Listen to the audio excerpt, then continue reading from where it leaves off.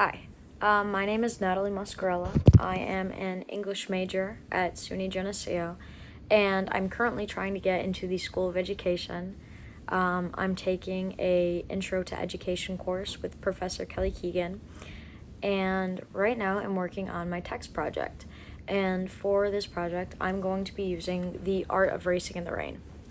For a quick description, this novel follows the story of Denny Swift, a race car driver and customer representative at a BMW dealership, and his dog Enzo, who believes in the legend that a dog who's prepared will be reincarnated into his next life as a human.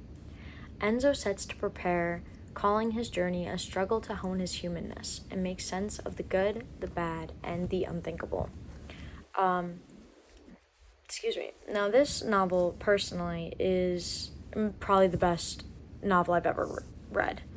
I truly believe that I could read this novel 100 times and find something new and entertaining every time I read it, whether that's a new lesson, a newly developed theme, more interesting facts about the characters.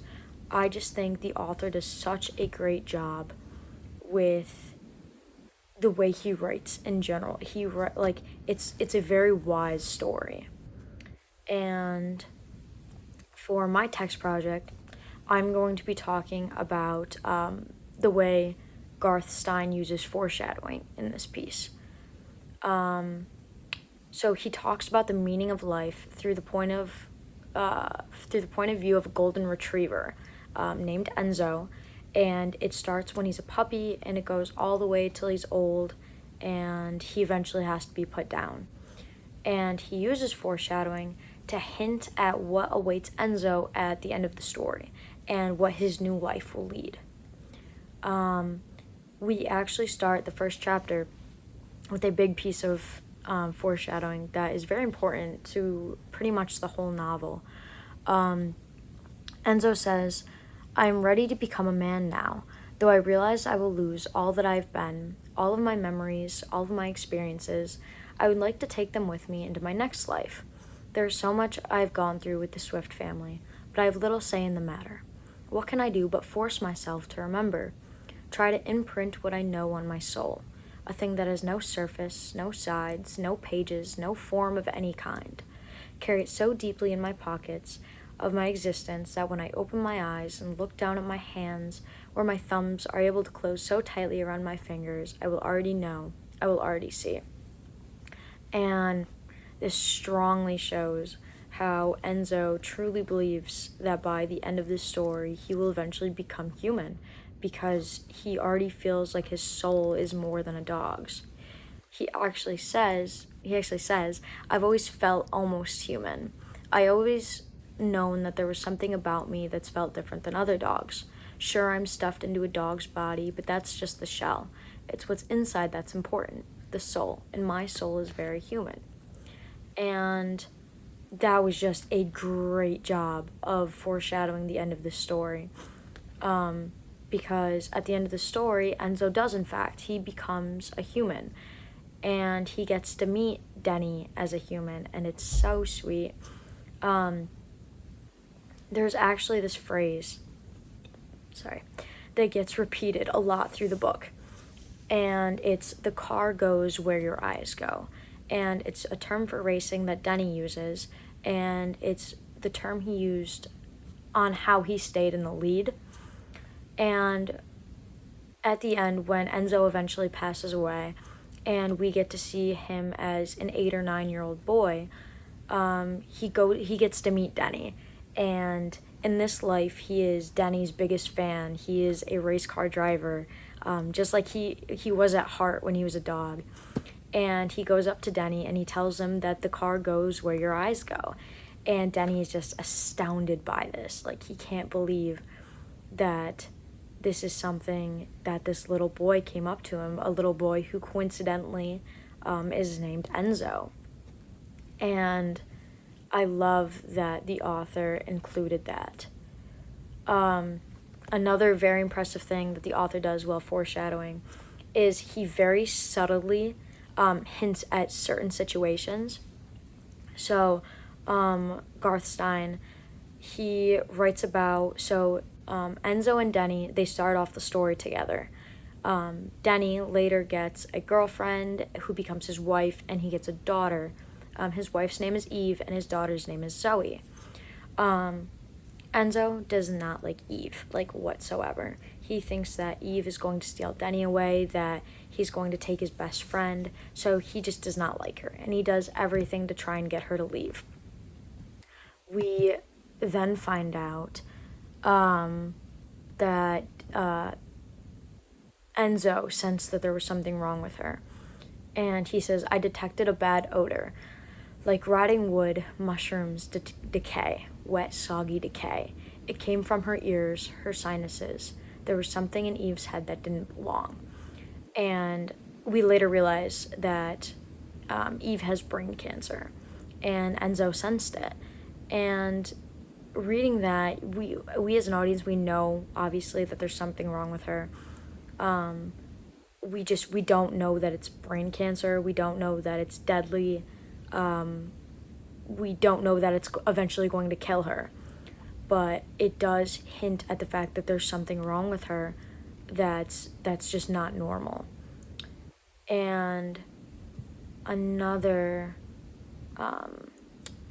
subtle way of foreshadowing that the author writes about, I actually had to read the book a couple times before I realized this.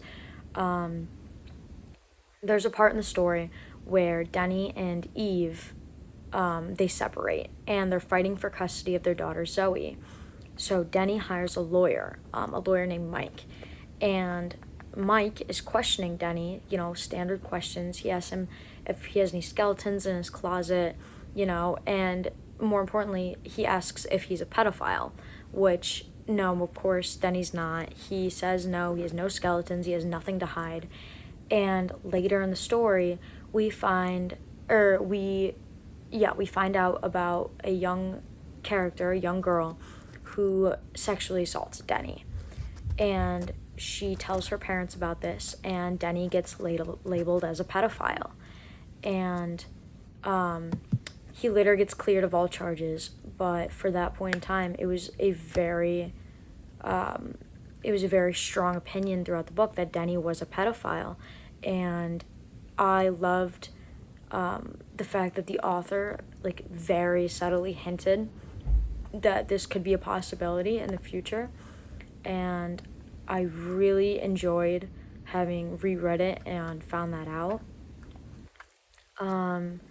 I also like how the author uses personification, I don't know if I said that right, throughout the novel, to foreshadowing the ending of the book.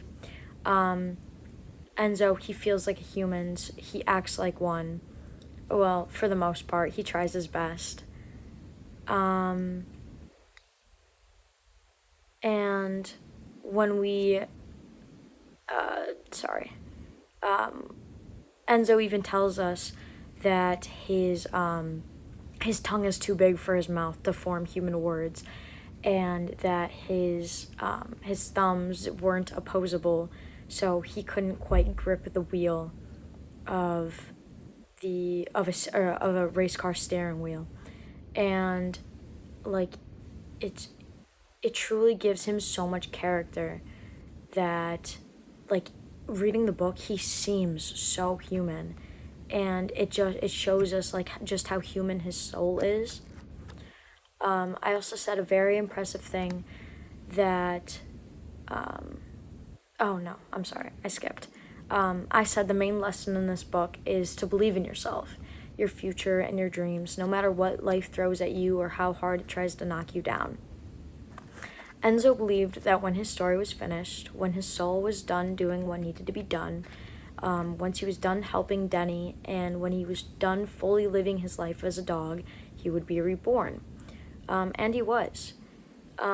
He knocked down every obstacle that got in his way, and he truly became a human that he had looked forward to being.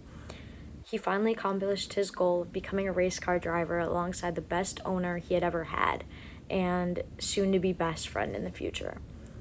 And throughout the book, Enzo and Denny have such a strong bond that when Enzo does become a human, I truly think that it takes over, and that Denny and Enzo will become the best of friends.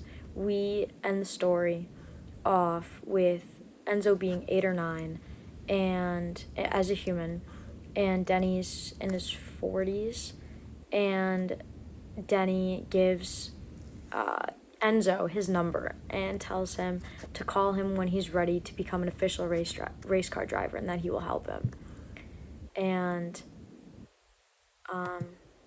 yeah, so the author does a beautiful job of using foreshadowing throughout the entire novel for not even like the big like wow factors, but like such subtle hints too.